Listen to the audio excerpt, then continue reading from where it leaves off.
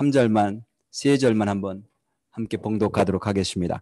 출애굽기 4장 우리 10절에서 우리 12절 말씀. 구약성경, 제 성경은 86페이지 됩니다. 86페이지. 자, 함께 읽도록 하겠습니다.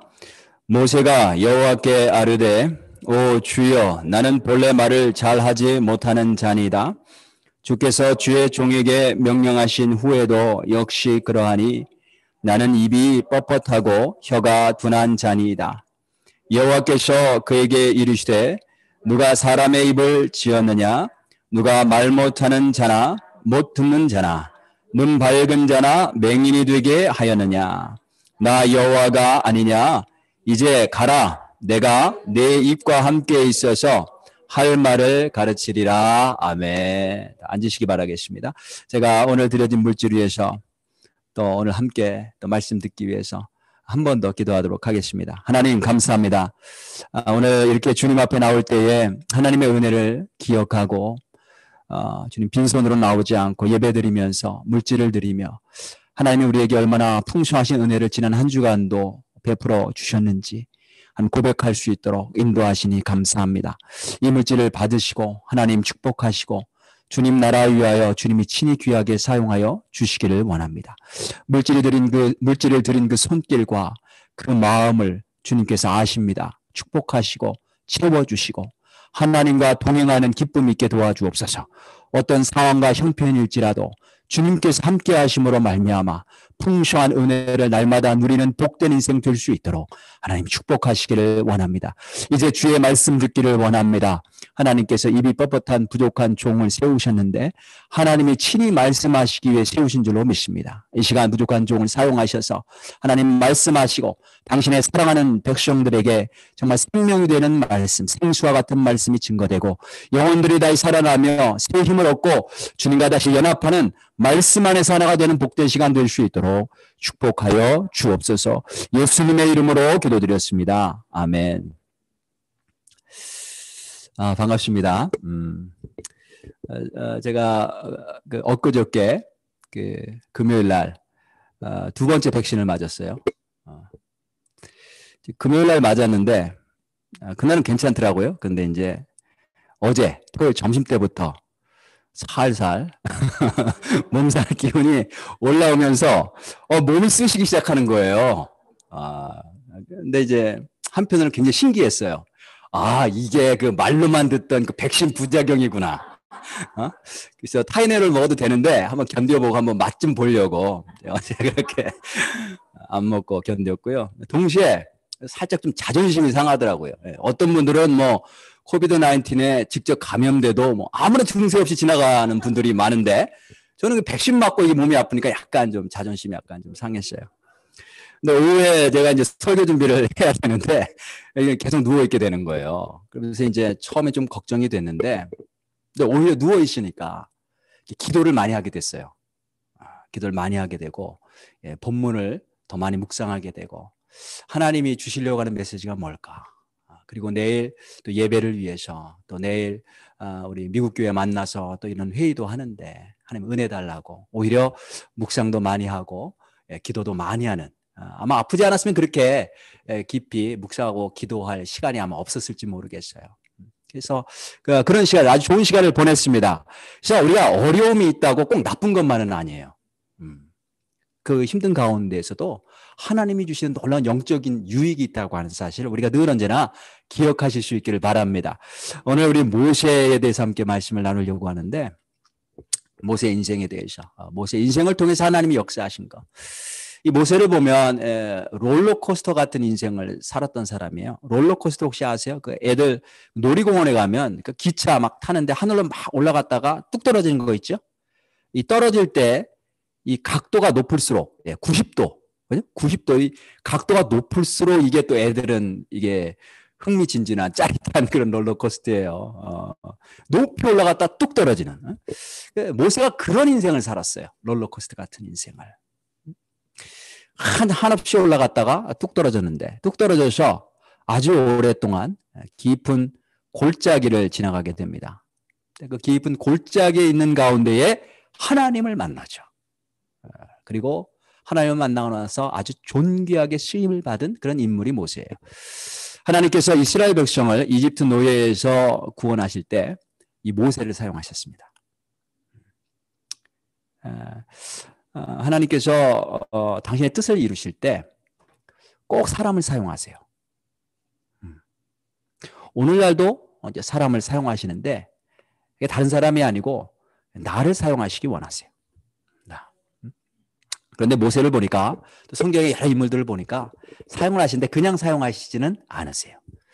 오늘 출애굽기 2장, 3장, 4장 이게 지금 모세 개인적인 이야기거든요. 이스라엘 백성들 전체 구원하기 이전에 모세 개인이 먼저 하나님을 만나고 구원받아야 됐어요. 그래서 그 모세 이야기가 쭉 나오는데 이거를 전체적으로 한번 저희들이 살펴보면서 하나님 주실 은혜를 나누려고 하는데 이게 모세만의 이야기가 아니고 이게 꼭 나의 이야기구나. 이렇게 오늘 말씀을 통해서 하나님과 여러분 개인의 이야기를 찾으실 수 있기를 바라겠습니다. 자, 모세는 어떤 사람이었는가? 첫 번째, 모세는 존재할 수 없었던 사람이에요. 첫 번째 모세 이야기를 이렇게 보면 원래 모세는 죽었어야 될 사람이거든요. 근데 죽었어야 될 사람인데 살았다는 거예요. 그걸 알려주시기 원하시는 거예요. 모세는 원래 살 수 없었던 사람이었는데 살았다는 거죠. 태어날 당시에 이제 그 이집트의 바로 왕이 모든 히브리 남자 아이가 태어나면 다 죽여라. 나일강에 던져서 죽여라. 이렇게 명령했어요. 근데 모세가 딱 태어나는데 엄마가 보니까 너무나 예뻐 아이가. 너무나 잘생겼어요. 그러니까 차마 자기 아기를 죽일 수 없어서 3개월을 숨겼어요. 근데 이 3개월을 숨겼다는 것도 들키지 않고 숨겼다는 것도 하나님의 은혜죠. 그죠? 뭐 집이 숲속에 따로 있었던 것도 아니고 뭐 집에 무슨 방음 장치가 있었던 것도 아니고 집이 다 뭐 가난한 판자로 됐거나 벽돌로 흙으로 돼 있거나 그래서 뭐 다닥다닥 붙어 있었을 텐데 아기 울음소리가 새어나가지 않았다? 물론 최선을 다해서 뭐 담요를 뒤집어 씌우고 했겠지만 그러니까 하나님께서 보호하셨던 거예요. 3개월을 길렀어요. 근데 아이가 이제 100일쯤 된 거예요. 100일. 100일. 여러분 100일 아기 기억하시죠? 네, 100일 아기. 얼마나 이뻐요. 더 이쁜 거죠. 태어날 때보다 훨씬 더 이뻐. 근데 아기 울음소리가 너무 커서 더 이상 숨길 수가 없었어요. 이제 결국 갈대 상자를 만들어서 나일강에 떠내려서 보냅니다. 나일강에 떠내려 보낼 때 그 아기를 바라보는 엄마의 마음이 얼마나 고통스러웠을까. 그러면서 이제 하나님께 맡겼겠죠. 그때 마침 그 나일강에 보냈을 때 그 나일강가에 누가 왔냐면 바로의 딸 공주가 목욕하러 내려온 거예요. 내려오다가 그 갈대 상자를 봤어요. 야, 어떻게 이렇게 타이밍을 맞출 수가 있는가? 거기에 이제 보이지 않는 하나님의 손길이 있었던 거죠. 보이지 않는 하나님의 손길. 그렇죠? 그래서 저는 참 행운이라고 하는 말 쓰지 않습니다. 우연이란 말 쓰지 않습니다. 그래서 우리 믿는 자들에게는 우연이나 또는 행운, 곧 럭이라는 게 없어요. 하나님의 보이지 않는 손길이 있었던 거죠. 3절을 열고 보니까 히브리 남자아이예요. 근데 보는 순간 이 공주도 그 아이를 사랑하게 된 거예요. 너무 예쁜 거예요. 너무 사랑스러운 거예요. 그렇게 사랑하는 마음을 준 것도 사랑스러운 마음을 갖게 하신 것도 하나님이 주시는 거죠. 그죠? 그리고 이제 실제 엄마를 유모로 불러서 아기가 젖을 뗄 때까지 기르게 됩니다.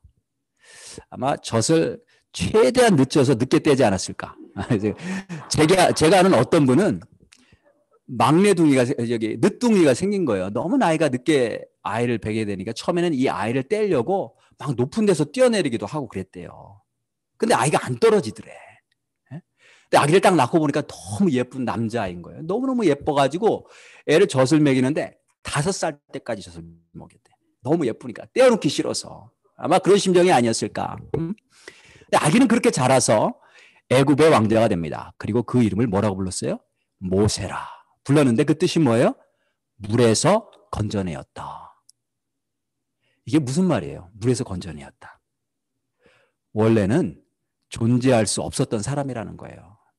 태어날 때 죽었어야 될 사람인데 물에서 구원받았다는 거죠. 원래는 넌 죽었어야 될 사람인데 참 하나님의 은혜로 사는 거야. 신의 도움으로 내가 살아난 거야. 그런 의미로 모세예요. 그래서 하나님께서 은혜를 베푸셔서 살리신 사람, 그게 모세. 출생, 태어날 때부터. 근데 이 모세가 단순히 구원받았을 뿐만이 아니라 이집트 왕자가 돼요. 그래가지고 뭐 어마어마한 영광, 최고의 영광과 최고의 권세를 누리게 됩니다. 근데 이 모든 게 그죠? 그의 생명서부터 시작해서 그가 누리고 있는 모든 부와 명예, 권세, 영광, 이게 다 그에게 아니지요. 모세 자신의 것이 아니죠. 모세는 원래 물에 던져져서 죽었어야 될 사람인 거예요. 하나님이 어떤 목적이 계셔서 어떤 이유가 있어서 그에게 생명을 주시고 이집트의 왕자라는 신분을 잠시 잠깐 허락하신 거죠. 그게 모세라는 거예요. 저는 태어나면서 병을 안고 태어났어요. 그러니까 건강하게 살 수 없었던 존재였어요. 근데 하나님께서 치유해 주셔서 지금은 굉장히 건강하게 살고 있습니다. 제가 미국에 여기 오게 될 때 그 당시 이제 비자 인터뷰를 봐야 되잖아요. 그때 대부분 다 떨어졌어요. 굉장히 어려웠던 시기. 비자를 얻기가 굉장히 어려웠던 시기. 더군다나 저는 그때 30살이 거의 가까이 왔었고, 싱글이었고, 남자였고, 신학을 공부한다? 이거 거의 나오기 어려운, 비자가 거의 나오기 어려운 상태인데, 그냥 아무런 문제 없이 나온 거죠. 그래서 사실 저는 지금 여기 이렇게 서서 말씀을 전할 수 있는 존재가 아닌데, 하나님께서 서 있게 하신 거예요. 제 아내가 20대 때 초에 병에 걸렸는데 어떤 병이냐면 시름시름 앓면서 말라 죽어가는 병이에요. 아무것도 먹지 못하고. 그러니까 의사들이 온갖 검사는 계속 하는데 피를 뽑아서 검사를 하는데 병명을 알아내질 못해요. 그러니까 치료도 못하고 그러니까 집으로 보내서 그냥 요양만 하고 있는 거예요. 그냥 딸기만 먹을 수 있어 그냥 딸기만 그냥 계속 먹고. 얼마나 몰골이 흉악할 정도로 말랐냐면 집안에 있는 거울을 다 없앴대요. 못 보게 얼굴을. 자기 모습 보면 깜짝 놀랄까 봐. 그럴 정도로. 그래서 다 죽어가는데 그때 이제 장모님이 마침내 하나님 앞에 서렌더하고 하나님 원하시면 목회자 3호로 바치겠습니다. 그 전까지는 뭐 이렇게 선이 들어와도 목회자면 다 퇴짜를 넣고 그랬는데 주님 살려만 주시면 우리 딸 살려만 주시면 이제 목회자 3호라 할지라도 이제 드리겠습니다. 소원을 하시고 나서 그 다음에 살아났어요. 그래서 지금 원래 제 아내는 존재하지 못할 사람인데 저렇게 있을 수 없는 사람인데 살아있는 거예요. 저희 큰아이가 태어날 때 태변을 먹었어요. 아기를 이렇게 이게 아기를 봤는데 제가 이제 같이 옆에 있을 병실에 근데 갑자기 그 페디아트릭 뭐죠? 소아과 팀들이 쫙 들어온 거예요. 간호사하고 의사하고. 왜 저런가 했더니 애가 태어나자마자 끌어안고 가지고 나가더라고. 그러니까 태변을 먹어서 애가 숨을 못 쉬는 거예요. 울지도 않았어요. 그래서 막 긴급 수술하고 막 일주일 동안 병원에 입원하고 옛날 같았으면 죽었죠. 숨 못 쉬니까. 근데 지금은 건강해요. 엄청 건강해요. 애가 등치가 언젠가 한 번은 자기 엄마가 좀 이렇게 잔소리를 했어요. 잔소리를 했더니 그 아이가 뭐라고 그러냐면 어머니 제가 있는 것만으로도 감사할 수 없나요? 그랬더니 제가 여기 이렇게 건강하게 있는 것만으로도 감사할 수 맞죠. 맞는 거예요. 원래 옛날 같았으면 죽었을 사람이에요. 죽었을 아이죠. 근데 참 이상하게도 둘째 아이, 셋째 아이도 마찬가지예요. 우리 셋째 아이도 아마 한 2살, 3살을 넘기지 못하고 죽었어야 될 아이인데 지금 아주 건강하게. 다 주님의 은혜예요. 그래서 제가 이 모세 이야기를 묵상하면서 야, 이거 꼭 내 이야기다. 우리 가족 이야기다. 우리의 이야기구나. 이런 생각을 하게 됩니다. 모세는 존재할 수 없었던 사람이에요.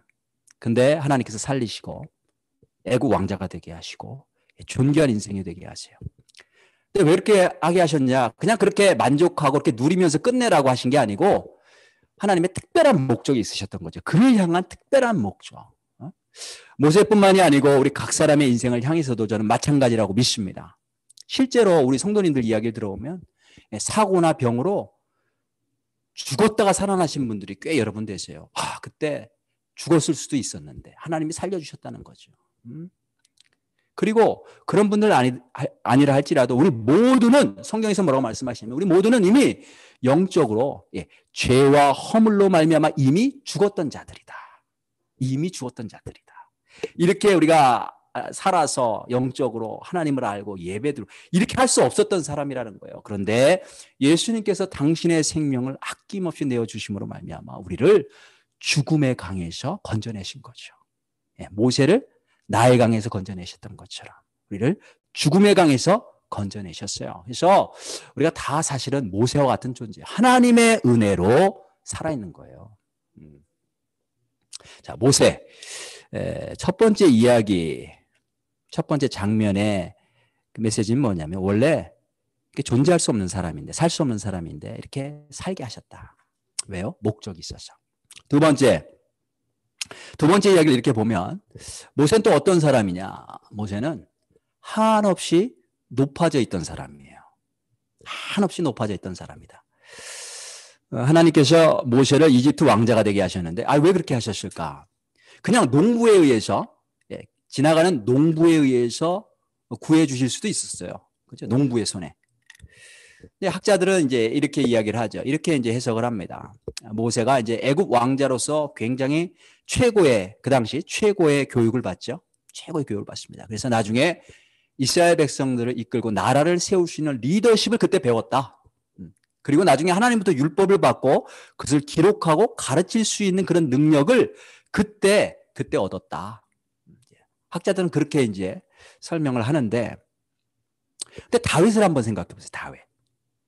다윗은 목동이었어요. 전혀 그런 교육을 받은 적이 없어. 그런데 이스라엘 최고의 왕이 됐죠. 그의 리더십은 그 누구도 따라갈 수 없을 만큼 탁월했어요. 그의 지적인 능력, 여러분 시편을 보면 정말 놀랍습니다. 다윗이 성가대를 만들고 온갖 종류의 악기들을 만들고 음악을, 성가를 조직을 했어요. 성가대를. 아주 탁월한 실력. 근데 그게 궁중에서 배운 게 아니잖아요. 하나님이 주신 지혜거든요. 전적으로. 그래서 이 하나님께서 왜 모세를 애굽 왕자가 되게 하셨는가? 그 이유가 꼭 앞으로 백성을 인도할 그런 리더십, 그런 실력, 그게 필요하니까 그걸 쌓도록 하셨다라고 볼 수만은 없는 거예요. 그러면 왜 하나님께서 이 모세로 하여금 그 애굽 왕자로서 누리는 놀라운 영화, 권세 이런 것들 경험하게 하셨을까? 모세가 장성을 하죠. 이제 출애굽기는 몇 살인지 나오지 않지만 사도행전에 보면 그가 40살이 되었을 때 이렇게 기록하고 있어요. 40살이 되었을 때 그가 자기 동족을 보러 나갑니다. 자기 형제들을 보러 나갑니다. 갔더니 한 애굽 사람이, 한 이집트 사람이 자기 동족 히브리 사람을 괴롭히고 있는 거예요. 그게 어떻게 해요? 때려 죽이죠. 때려 죽이고 그 다음에 묻어버립니다. 다음날 또 나갔어요. 이번에는 자기 동족들끼리 히브리인끼리 싸우고 있어요. 근데 이렇게 보니까 힘이 센 사람이 힘이 약한 사람을 막 괴롭히고 있는 거예요. 그래서 같은 형제를 괴롭히고 있는 그 히브리인을 향해서 꾸짖죠. 네가 어떻게 같은 동포를 괴롭힐 수 있느냐. 그랬더니 그 히브리 사람이 뭐라고 말을 하냐면 이렇게 말을 해요. 누가 너를 우리를 다스리는 자와 재판관으로 삼았느냐. 네가 애굽 사람을 죽인 것처럼 나도 죽이려고 하느냐. 이렇게 말을 해요. 이 말을 듣고 이제 이 모세가 어제 내가 애굽 사람 죽인 게 이게 발각이 돼서 벌써 다 퍼졌구나. 모든 사람이 알게 됐구나.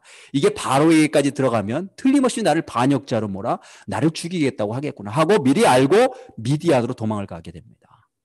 그래서 한순간 그냥 하루아침에 이 모세가 애굽 왕자였다가 범죄자가 돼요.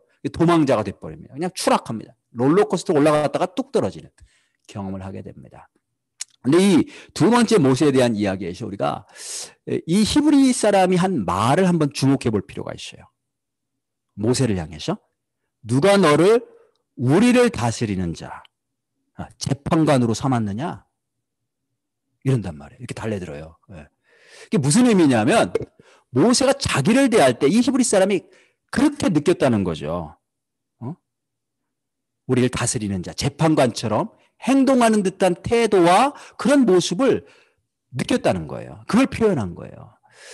40년 동안 이 모세가 애굽 왕궁에서 교육을 받고 애굽 왕궁에서 생활했어요. 모세 안에 겸손이 있었을까요? 다른 사람을 섬기는 자세가 있었을까요? 나는 원래 벌써 죽었어야 될 존재야. 하나님의 은혜로 살았어. 막 감격하고 내가 다른 사람을 참 낮은 자리에서 섬겨야지. 뭐 이런 마음이 있었을까요? 결코 없었을 거예요. 그죠? 애굽 왕자로서 나도 모르게 그 특권의식, 그냥 그게 가득한 거죠. 목, 어깨, 눈빛, 말, 행동, 표정, 표현, 그냥 한없이 높아져 있는 거예요. 내가 애굽 왕자니까, 그렇게 살아왔으니까. 근데 그게 바로 애굽 사람을 때려 죽이고 숨기는 모습에도 나타나는 거예요. 자기 마음대로 하는 것이요. 그런 사람이 되었다는 거예요. 예전에 제가 어떤 집사님 간증을 들었는데, 목사님, 예전에는 우리 남편이 참 돈도 잘 벌고 참 잘 살았어요.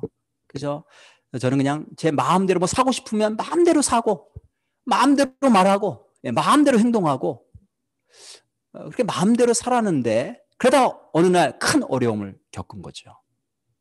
그러면서 내가 그동안, 내가 얼마나 교만했는지. 그 전까지는 몰랐는데, 내가 그동안 얼마나 내 멋대로 생활했는지 깨달았어요. 그 전에는 몰랐다는 거예요. 모든 생활들을 다 정리하는데 감사하더라 이거예요. 집이나 뭐 여러 가지 차나 이전과는 비교할 수 없을 만큼 정말 볼품없는 그런 모습으로 줄어들었는데, 그럼에도 불구하고 그런 상황 속에서 오히려 하나님을 찾았고, 오히려 하나님을 만났고, 오히려 하나님의 은혜를 경험하며 알게 되었다. 감사한다. 이런 고백을 제가 들었어요.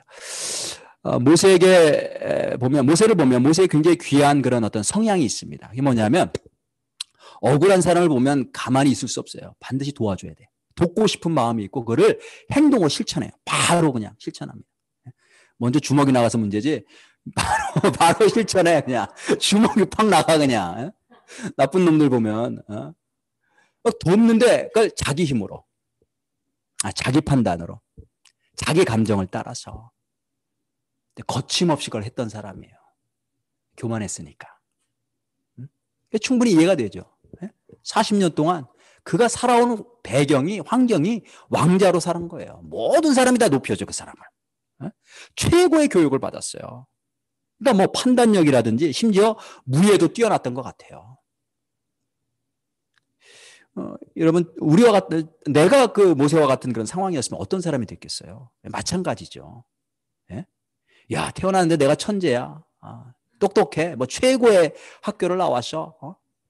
돈도 어마어마하게 많아. 밑에 사람들이 다 구심구심거려. 근데 문제는 모세가 그렇게 자기 힘으로 백성을 구원할 수 있다거나 자기 힘으로 하나님의 뜻을 이룰 수 있는 게 아니라는 거예요. 모세는 다 있는 것처럼 그렇게 보여요. 그죠? 근데 뭔가 하나가 빠졌어. 한 가지가 없어요. 모세 자신도 이게 다 있다고 생각하고 준비가 되었다고 생각해서 형제들에게 나간 거예요. 형제들 도와야 되겠다. 그런데 그에게 중요한 거 한 가지가 없었어요. 그게 뭐냐? 하나님이죠, 하나님.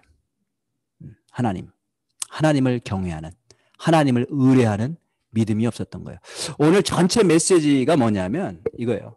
우리가 다 있어도 하나님이 없으면 아무것도 아니다. 반면에 우리가 다 없어도, 아무것도 없어도 하나님만 있으면 못할 것이 없다. 그게 모세 이야기의 핵심이에요. 그게 메시지예요.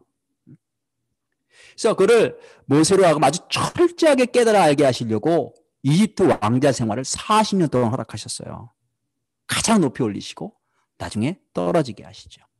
그런 과정을 통해서 결국 이제 모세가 자기의 자아가 죽고 하나님이 임재하실 수 있는 상태로 준비가 됩니다.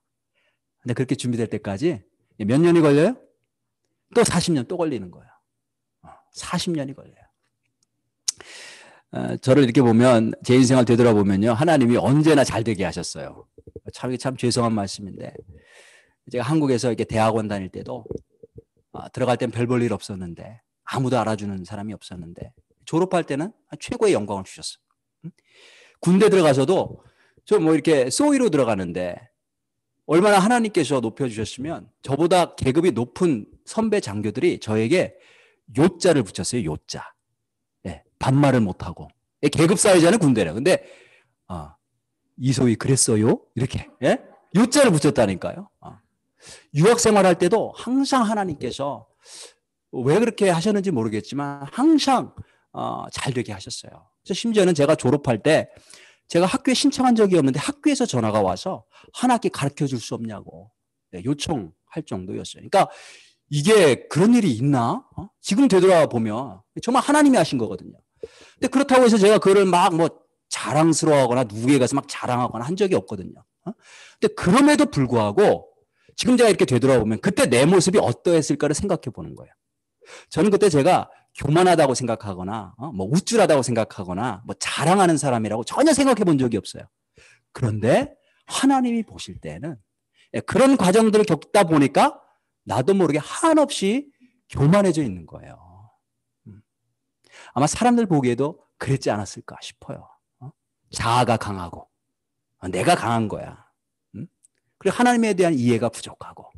그래서 하나님께서 하신 일이 뭐냐면 저를 낮추시고 저를 깨시는 일을 하셨어요. 그냥 한없이 낮추시고 한없이 깨시고. 우리가 왜 자아가 죽어야 된다 이런 말 하잖아요. 아유 주여 내가 자아가 죽어야 됩니다. 근데요 내가 자아를 내가 죽인다고 해서 죽지 않아요. 하나님께서 여러 가지 상황을 통해서 고난을 통해서 우리를 깨실 때 그때 비로소 우리 자아가 깨져요. 내가 안 되더라고요. 하나님이 깨셔야 돼요. 저는 모세의 이런 경험, 이런 고난을 우리가 잘 이해해서 저와 여러분들에게 유익이 될 수 있기를 바랍니다. 우리 스스로는 하나님의 선하신 뜻이 무엇인지 알지도 못하고 하나님의 선하신 뜻을 행할 수도 없어요. 나도 모르게 높아져 있는 거예요. 그런데 그걸 내가 잘 몰라요. 그래서 하나님께서 어떻게 하시냐면 깨닫게 하세요.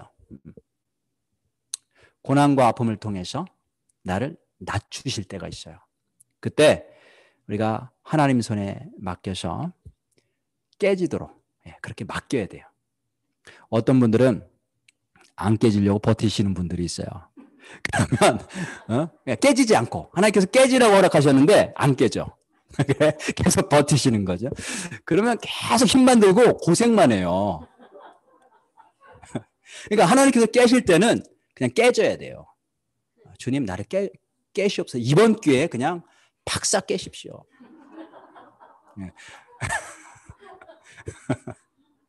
왜냐하면 나를 위해서 그걸 날 빚어주시는 거거든요. 그래서 모세가 깨지는데 그 얼마나 높았어요? 애국 왕자 40년? 그거 깨지는데 또 40년 걸린 거예요.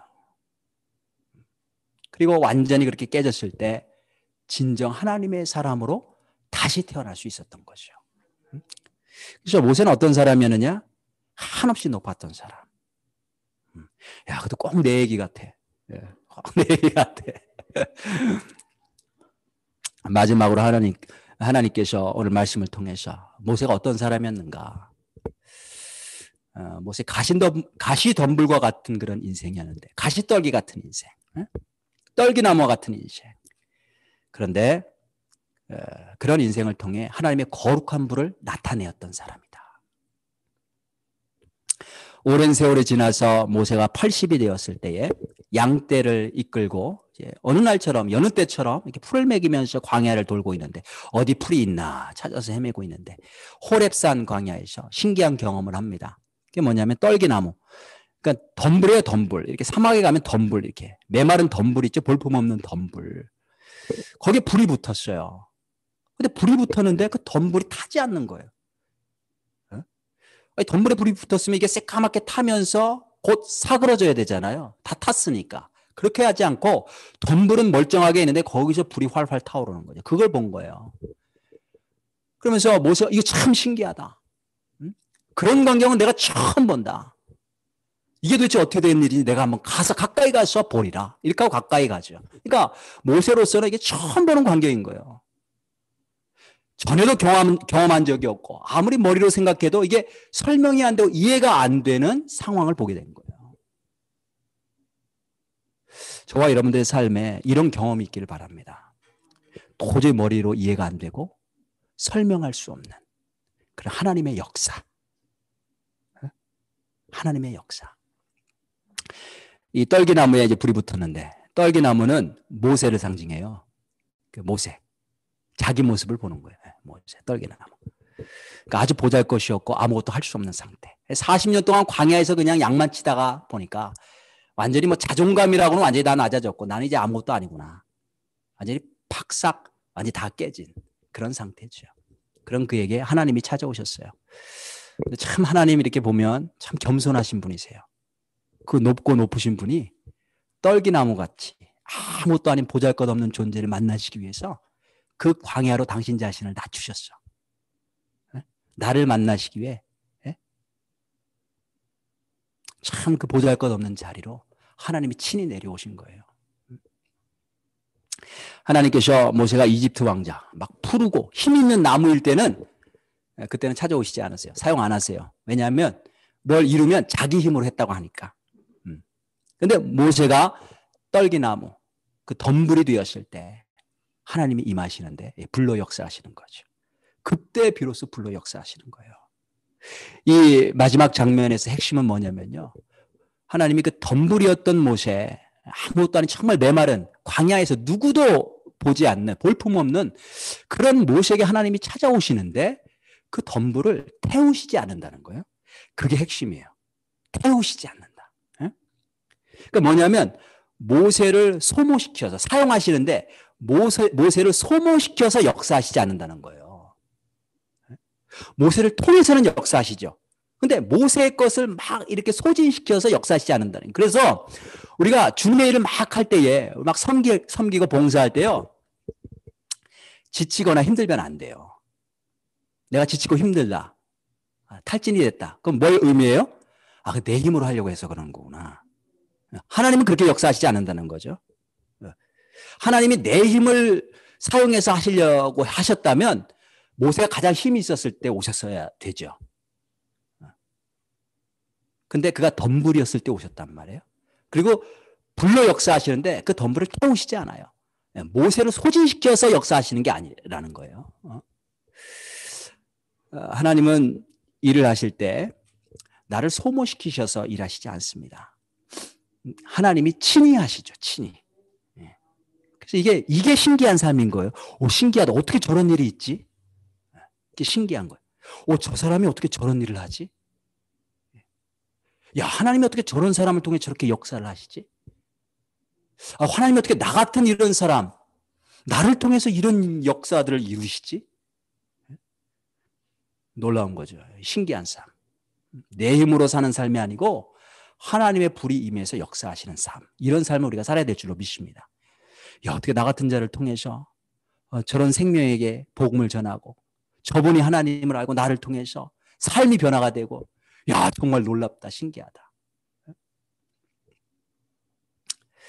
그래서 이제 하나님께서 이제 모세를 부르셔서 당신의 백성을 구원하시려고 하세요. 그래서 이제 모세를 보내셔서 백성들에게 하나님의 말씀을 증거하게 하시는데 그걸 보면 하나님은 겸손하실 뿐만이 아니고 우리를 긍휼히 여기시는 분이시구나.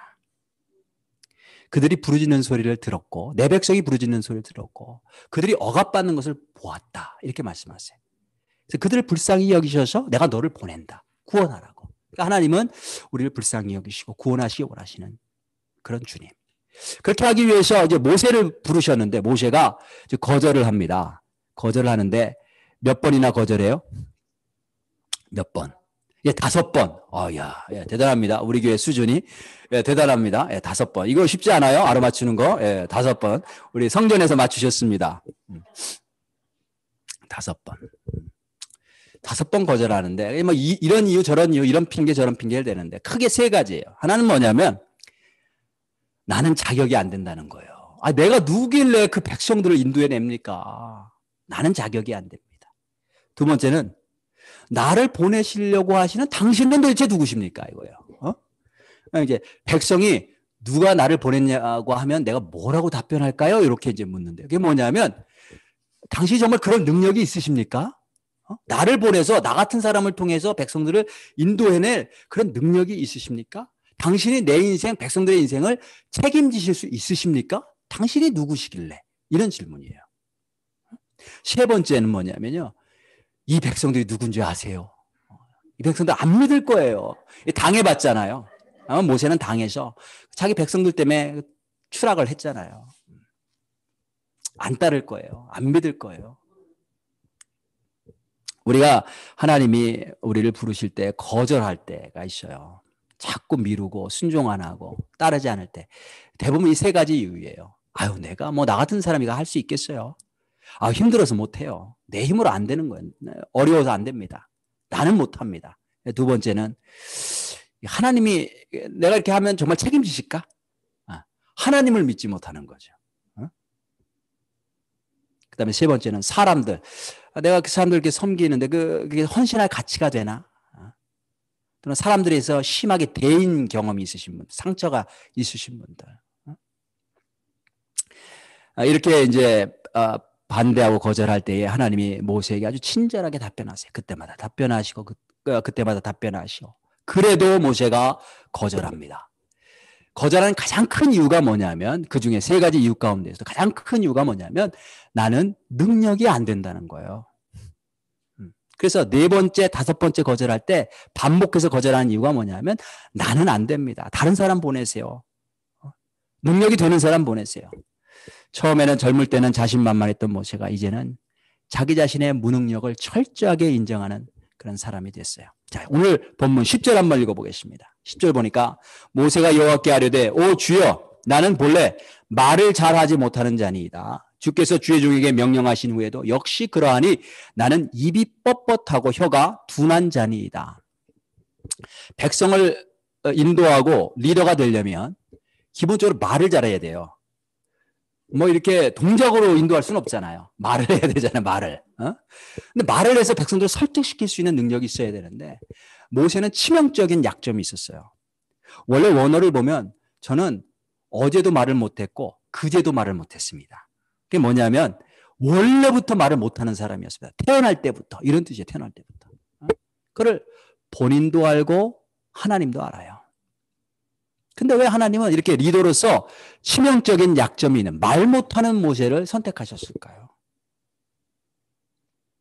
크게 두 가지 이유인데 하나는 그의 연약함이 오히려 하나님께서 함께 하시는 것을 나타내는 통로가 되기 때문에 그래요. 그러니까 하나님이 하신다는 것을 증거하실 수 있는 거죠. 그래서 11절에 보니까 여호와께서 그에게 이르시되 누가 사람의 입을 지었느냐 누가 말 못하는 자나 못 듣는 자나 눈 밝은 자나 맹인이 되게 하였느냐 나 여호와가 아니냐. 그렇죠? 입을 만드신 분도 하나님이시고 말을 잘하게 하시는 분도 하나님이시고 말을 못하게 하시는 분도 하나님이시고 하나님께서 불을 내시려면 그 덤불, 가시떨기가 아니라 살이 통통한 통나무를 사용하셔야 되잖아요. 그래도 효과적인 것 같잖아요. 그런데 가시덤불, 떨기나무를 사용하셨어요. 왜냐하면 나무를 태워서 불을 내시는 게 아니라는 거죠. 하나님 당신 자신이 불이라는 거예요. 그래서 하나님 당신 자신을 나타내시기 위해서 떨기나무, 아무것도 할 수 없는 불에 타봐야 한 5분 정도 타다가 사그라질 그런 모세와 같은 존재를 선택하신 거예요. 저는 말을 잘 못하는 사람이에요. 그래서 저는 지금도 나같이 말 못하는 사람을 설교하는 목사로 세우시다니 참 그 하나님의 섭리와 지혜와 능력이 놀라울 따름이에요. 저는. 제가 몇 년 전에 이제 다른 지역에서 목회할 때에 이제 목사 안수식이 있었어요. 그때 목사님들 두 분, 그때 전도사님들이 두 분 이제 목사 안수를 주는데 그때 이제 지방의 목사님들 여러 지역에서 지방의 목사님들이 여러 번 참여하셨고 그 지역에 신학교가 있기 때문에 신학생들이 다 참석했어요. 거기다 대부분 참석하고 가족들까지 많이 참석했어요. 그때 이제 제가 축사를 맡아서 이제 축사를 하는데 예배 시작할 때부터 하나님께서 감동을 주시는 거예요. 저 목사 안수를 받는 그 두 분들 바라보는데 하나님이 그들을 얼마나 사랑하시는지 그 사랑이 막 전해져 오는데 하나님 아버지의 마음 있잖아요. 저분들 통해서 또 하나님이 또 영혼들 살리시고 그렇게 하시는 그런 하나님의 마음과 계획들 막 전해지면서 막 감동이 있어요. 근데 저는 이 감동이 오면요, 콧물이 나와요. 자, 그래서 눈물만 나오면 좋겠는데 콧물이 나와. 그래서 예배 때도 제가 막 이렇게 감동받고 콧물 나, 어떤 성도님들은 아우 감기 걸리셨어요 이러는데 그게 아니고 감동받은 거예요 그날은. 근데 축사를 제가 시작하는데 콧물이 훌쩍 훌쩍 하는 거예요. 계속 콧물이 훌쩍훌쩍. 들어 마셨는데도 훌쩍 또 나와. 그래서 힘껏 들어 마셨어. 또 나와 콧물이. 아, 휴지를 달라고 할까? 아, 그걸 알면 좀 옆에서 누가 휴지를 좀 갖다 주면 좋겠는데, 갖다 주는 사람도 없어요. 이게 참 난감하더라고요. 말씀을 전하는데 콧물이 자꾸 훌쩍훌쩍 들어 마시고 또 얘기하고, 들어 마시고 또 얘기하고. 그런데, 설교가 너무 잘 되는 거예요, 그날. 코를 훌쩍거리는 설교가. 느낄 때가 이제 하나님이 역사하시는데, 사람들 가득 차 있고, 하나님이 역사하시는데, 사람들 다, 가득 찬 사람들이 다 쥐죽은 듯이, 성령님이 운행하시는 거예요. 그때 제가 그 짧은 순간이지만 설교를 전하면서 제가 이런 생각을 했어요. 내가 만일 휴지를 달라고 해서 코를 한번 확 풀고, 그냥 깨끗하게, 깨끗한 상태에서 내가 말씀을 잘 증거하고, 그래서 큰 은혜가 있다면, 사람들이 은혜 받았다고 하고, 야, 이은영 목사 설교 참 잘했다. 그래서 내가 드러날 게 틀림이 없을 것 같아요. 반대로 내가 계속 코를 그냥 훌쩍거리는 걸로 계속 가면, 저는 이제 설교자로서 이미지는 망가지죠. 웬 목사가 저기서 코를 계속 훌쩍거리면서 설교를 저렇게 하나. 이미지는 망가지죠. 하지만 하나님 말씀만 살아서, 하나님 말씀이 살아서 은혜를 받아도 사람들이, 야, 그때 하나님이 하셨다. 야, 설교자는 이렇게 훌쩍거리는데, 근데 그 하나님 말씀이 살아있더라. 하나님 영광 받으실 게 틀림이 없을 것 같은 거예요. 그래서 내가, 야, 나는 좀 망가져도 하나님만 좀 나타나시면 된다. 오히려 잘 됐다. 계속 훌쩍거렸어요. 계속 훌쩍. 하나님만. 그 오랜 시간이 지났어요. 오랜 시간 지나고, 신학생들이 나중에 이제 고백을 하는데, 목사님 그때 정말 은혜 많이 받았습니다. 아, 내가 그때 참 코를 훌쩍 많이 거렸는데. 근데 그 코를 훌쩍거린 게 그게 은혜가 됐다는 거예요. 그분들도 그걸 느끼는 거죠. 하나님이 하신다는 거. 그 말씀 우리 제 사역의 기초로 삼았습니다. 이런 고백들 하고요. 하나님은 오늘도 틀림없이 자격이 없고 맞지 않는 사람들을 선택하시고 사용하세요. 왜냐하면 하나님을 나타내시려고. 아, 내가 가시덤불 같은 인생이에요? 잘 된 거예요. 하나님만 나타낼 수 있는 기회가 된 거예요. 살찌고 아주 통통한 통나무에 불이 붙었으면, 그게 통나무가 잘 타는 건지 하나님이 주시는 불인지 긴가민가 하거든요. 떨기나무에 가시덤불에 불이 붙었는데 떨기는 타지 않으니까 이거 하나님의 불이구나. 알 수 있는 거죠. 두 번째, 왜 하나님께서 이 말 못하는 연약한 모세를 선택하셨는가? 모세의 연약함이 오히려 자기가 연약하니까, 그걸 아니까 오히려 자기를 낮추고 하나님만 철저하게 의뢰할 수 있게 되었기 때문이에요. 12절 한번 보면요. 이제 가라. 내가 네 입과 함께 있어서 할 말을 가르치리라. 이렇게 말씀하세요. 내가 할 말을 가르치리라. 자, 이게 무슨 뜻이냐면 네가 어려움이 있을 때 나에게 와라. 이런 뜻이에요. 그래서 이후로 모세는 어려운 일만 만나면 어떻게 하냐면 언제나 하나님 앞에 엎드려요. 그러면 출애굽기 앞으로 읽으시면서 큐티 하실 텐데 보면 틀림없이 이미 지나갔어요. 지나간 부분에도 있는데 모세가 참 어떻게 할 수 없는 상황을 만났을 때 하나님 앞에 엎드려요. 엎드렸다. 그리고 일어나죠. 그럼 반드시 하나님께서 그 엎드리는 중에 무엇을 말할지 또 어떻게 행동할지를 가르쳐 주신 거예요. 모세가 40이 되기 전에는 없었는데 40년 후 이후에 바뀐 가장 큰 차이가 있어요. 그 이전과 이후. 그게 뭐냐면 하나님 앞에 엎드리는 거예요. 이제는 자기 힘으로 살았잖아요. 근데 하나님 만나고 나서는 하나님 앞에 엎드렸어요. 여러분, 내가 연약하다고 생각하십니까? 괜찮아요. 네, 엎드리면 되는 거예요. 하나님 앞에. 엎드리면 됩니다. 무한한 지혜와 무한한 능력을 가지신 하나님께서 우리와 함께 하신다고 성경을 통해 계속해서 약속하고 계세요. 엎드리면 되는 거예요.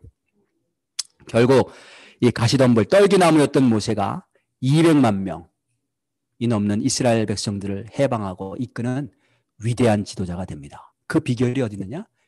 하나님 앞에 엎드렸던 거예요. 자, 그리스도인은, 하나님의 백성들은 두 가지 서로 반대되는 듯한 고백을 해요. 첫 번째 뭐냐면, 나는 아무것도 아닙니다. 내 힘으로는 아무것도 할 수 없습니다. 나는 가시덤불과 같은 존재입니다. 첫 번째 고백. 두 번째 고백. 그러나 나는 아무것도 할 수 없는 존재지만 내가 하나님께 내 삶을 드릴 때 하나님이 나를 사용하시면 능치 못할 일이 없습니다. 그 두 고백. 이 두 가지 고백이 오늘 저와 여러분의 고백이 되시기를 주님의 이름으로 간절히 축원하며 축복합니다. 자, 오늘 말씀 생각하시면서 함께 우리 찬양하고 기도하는 시간 갖도록 하겠습니다. 약한 나로 강하게라고 하는 찬양입니다.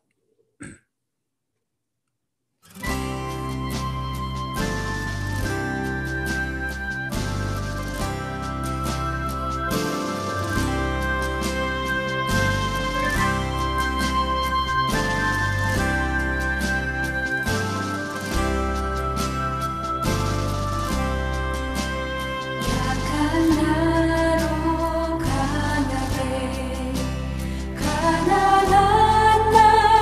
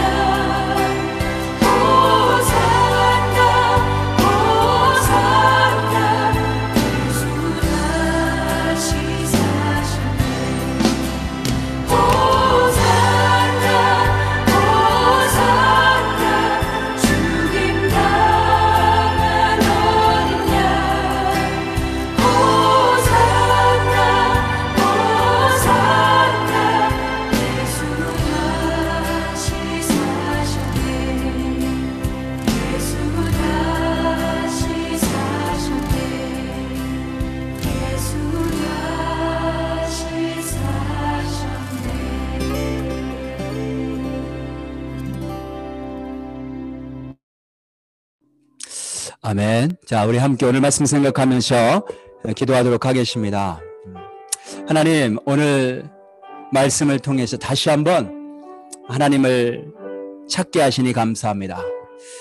내가 지금 이 모습 이대로 이렇게 살아있을 존재가 아닌데, 이렇게 구원의 은혜를 입고 또 하나님의 한없는 축복을 받을 수 있는 그런 존재가 아닌데, 하나님이 전적으로 나를 사랑하셔서 영원한 죽음에서 나를 구원해내시고 예수 그리스도의 생명을 주셔서 오늘도 이렇게 살아서 주님을 예배하고 이 땅을 살아갈 수 있게 하셨음을 인하여 감사드립니다. 하나님, 나는 살아있을 존재가 아닌데 살아있게 하신 하나님을 찬양하길 원합니다. 하나님, 그동안 내 삶을 되돌아보면 여전히 교만했습니다. 하나님, 여전히 내가 얻은 것으로 생각하고 여전히 내가 주인 되어서 살았습니다. 모세가 거룩한 산에서 신발을 벗었던 것처럼 주님 앞에 겸손한 모습, 신발을 벗고 무릎 꿇으며 경배하기를 원합니다. 주님이 나의 주인 되심을 고백합니다. 하나님, 내가 살아서는 결코 하나님의 손에 붙들려서 쓰임받을 수 없음을 알게 하셔서 하나님하고 정말 내가 온전히 깨어지기를 원하오니 하나님, 모세처럼 비록 가시덤불일지라도 정말 주님 손에 붙들려서 온전히 쓰임받을 수 있도록 나를 깨워주시기를 원합니다. 온전히 자아가 깨어지게 하시고 주의 거룩한 성령의 불이 충만하게 임할 수 있도록 주의 손에 온전히 붙들림 받아서 쓰임받을 수 있도록 그렇게 축복하여 주옵소서. 하나님, 나를 사용하셔서 많은 영혼들 구원하시기를 원하십니다. 하나님의 백성들, 주하는 많은 영혼들이 있고 신음하며 고통하는 많은 영혼들이 있습니다. 그들의 영혼을 위해서 나의 남은 인생이 쓰임받기를 원하오니 그에 쓰임받을 수 있도록 축복하여 주옵소서. 성령으로 충만해지는 그런 복된 인생 되게 도와주옵소서. 오늘 말씀 통하여 주께서 내게 주신 음성 붙잡고 통성으로 기도하도록 하겠습니다. 기도하시겠습니다. 하나님 아버지 감사합니다. 오늘도 하나님께서 우리를 사랑하시고 하나님 축복하시니 감사합니다. 하나님 말씀을 통하여서 다시 한번 하나님 모세의 인생이고 나의 인생이었음을 고백합니다. 하나님, 내가 살 수 있는 그런 존재가 아니었는데 하나님께서 살리셨습니다. 하나님께서 살리셨습니다. 하나님, 죄와 허물로 죽을 수밖에 없는 이미 죽었던 인생이었는데 하나님 그리스도께서 대신 죽으심으로 나에게 새로운 생명을 주셨습니다. 이 생명 받은 자로서 하나님 정말 하나님의 쓰임 받기를 원하고 온전히 구원받고 은혜 받은 자로서의 삶을 살아갈 수 있도록 도와주옵소서. 여전히 내 모습을 보니 하나님 주께서 주신 은혜인 것을 잊어버리고 교만히 살아가고 있습니다. 불쌍히 여겨주시고 끊임없이 하나님 나 자신을 낮추고 깨어져서 온전히 주님 손에 붙들 수 있도록 그렇게 인도하여 주옵소서. 하나님의 사람이 되기를 원합니다. 성령의 사람이 되기를 원합니다. 비록 가시덤불과 같은 존재일지라도 성령의 불이 임해서 많은 영혼들을 구원하고 하나님의 기쁘신 뜻을 행하고 이루어드리는 그런 복된 하나님의 자녀요 백성이요 하나님의 종이 되기를 원하오니 그렇게 축복하여 주시옵소서. 하나님 감사합니다. 오늘도 하나님 부족한 우리들을 불러주시고 하나님의 자녀로 삼으시고 정말 하나님 나라에 정말 놀라운 하늘 유업을 약속해 주신 그 은혜를 인하여 감사드립니다. 이 땅 사는 동안에 우리가 어떻게 살아야 될지 오늘도 말씀을 통해 고민하며 주의 말씀을 믿음으로 받습니다. 하나님 손에 온전히 붙들림 받게 하시고 주님의 거룩한 불로 채워져서 주님의 백성들을 살리는데 쓰임받는 인생 되게 축복하여 주옵소서. 이제는 우리 주 예수 그리스도의 은혜와 하나님 아버지의 원하신 사랑과 성령의 감동감화 역사 충만하심이 오늘도 주님을 만나고 주님 안에서 성령 안에서 순종하며 그 안에서 기뻐하며 그 안에서 정말 신기한 일들, 놀라운 일들, 우리의 머리로 이해할 수 없고 말로 설명할 수 없는 놀라운 일들을 날마다 그 성령의 역사를 날마다 체험하기를 소원하고 기도하고 돌아가는 당신의 귀한 백성들 머리 위에 지금부터 영원까지 함께 하시기를 간절히 축원하옵나이다. 아멘.